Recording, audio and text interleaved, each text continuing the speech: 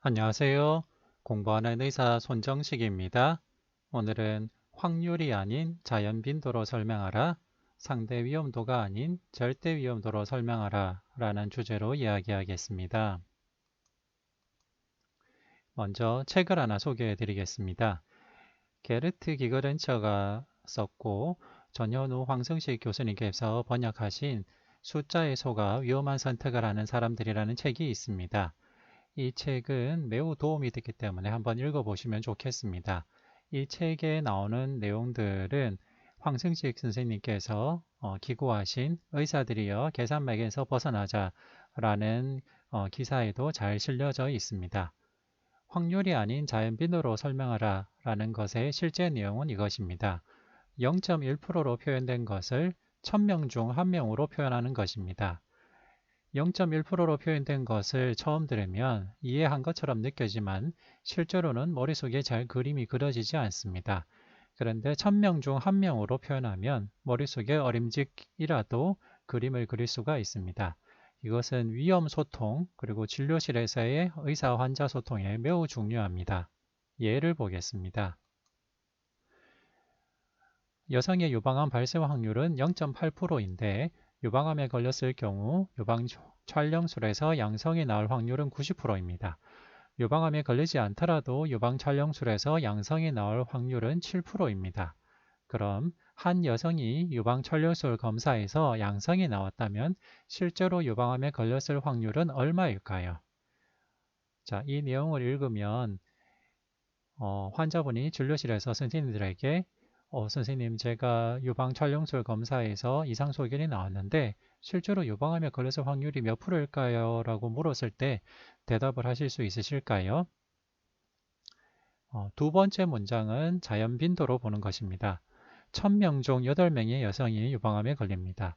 8명 중 7명에서 유방 촬영술 검사 결과 양성이 나오고 유방암에 걸리지 않는 992명 여성 중 70명에서도 유방 촬영술 결과 양성이 나올 수 있습니다.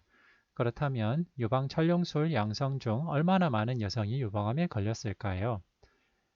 네. 처음 확률로 설명된 것보다는 두 번째 자연 빈도로 설명된 것이 그나마 신중하게 생각하면 머릿속에 그림을 그릴 수가 있습니다. 네, 이것을 좀 더 계산하기 쉽게 하는 방법이 있는데요.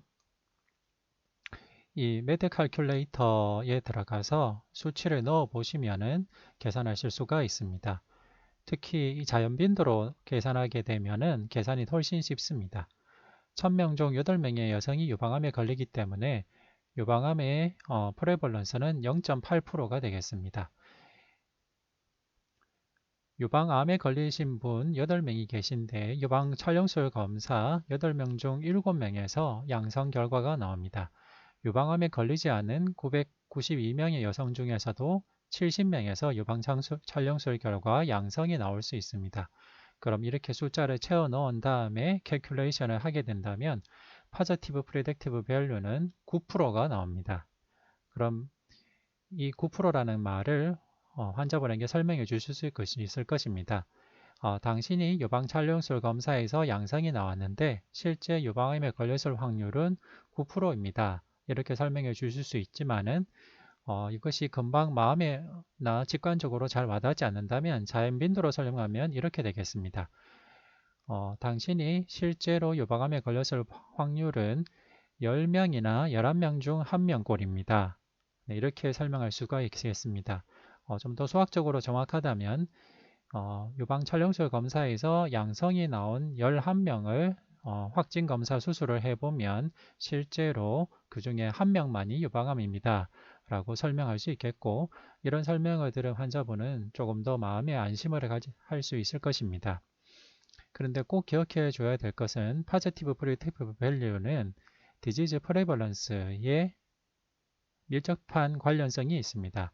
이 말은 즉 이 여성분이 유방암 검진을 받았다면 유방암 검진을 받는 분들 중에 유방암 발생 확률은 0.8%인 게 맞을 것입니다.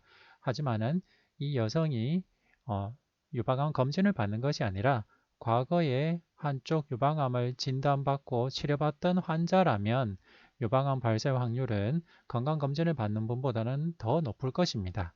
네, 그렇다면 포지티브 프레딕티브 밸류가 10%보다 더 높게 나올 것이라는 것은 추정할 수가 있습니다. 따라서 포지티브 프레딕티브 밸류에 밀접하게 관련되어 있는 것은 디지즈 프레벌런스다. 디지즈 프레벌런스에 따라서 포지티브 프레딕티브 밸류가 크게 차이가 날 수 있다라는 생각을 꼭 하셔야 합니다. 또 건강검진 시에 만날 수 있는 상황인데요. 증상이 없는 건강한 중년 성인이 건강검진 HIV 선별검사에서 양성이 나왔습니다. 실제 HIV 감염 상태일 가능성은 얼마일까요? 일반적으로 선별검사는 HIV 항체 검사를 하고 확진검사는 웨스턴 블롯을 하게 됩니다.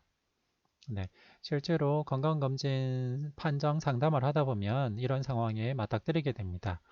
환자분에게 웨스턴 블론 최종 검사 결과 없이 환자분에게 당신이 HIV 항체가 양성입니다 라고 설명한다면 환자분은 큰 충격을 받을 것입니다. 따라서 다음의 내용을 꼭 설명을 하거나 아니면 웨스턴 블롯 최종 검사 결과만을 설명해야 되겠습니다. 자, 포지티브 프레딕티브 밸류는 디지즈 프레벌런스에 밀접한 관련성이 있습니다. 이 테이블을 보시면 여성 중에 헌혈을 하신 분들을 대상으로 보면 HIV 감염 프레벌런스는 0.01%로 알려져 있습니다.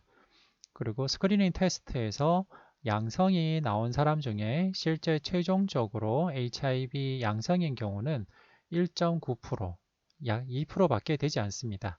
즉, 여성이며 헌혈하신 분을 대상으로 검사해 보면 HIV 항체 양성이라 하더라도 실제 최종적으로 HIV 확진을 나오는 경우는 2%밖에 되지 않기 때문에 이런 경우는 HIV 양성 검사라는 것을 환자나 이렇게 헌혈하신 분에게 설명을 할 필요가 없겠습니다. 왜냐하면 불필요한 불안과 공포를 느끼게 할 수 있기 때문입니다. 이런 경우는 최종 검사인 웨스턴 블롯 검사 결과만을 통보하면 되겠습니다. 다만 STD를 가지고 있는 남성이라면 다를 것입니다. STD를 가지고 있는 남성이라면 프레벌런스가 약 4% 정도로 알려져 있습니다. 4%라면 제너럴 파퓰레이션보다는 매우 큰 것을 알 수 있는데요. 이런 대상군에게 HIV 항체 검사를 해서 양성이 나올 경우에는 포지티브 프레딕티브 밸류가 83%에 달합니다. 네.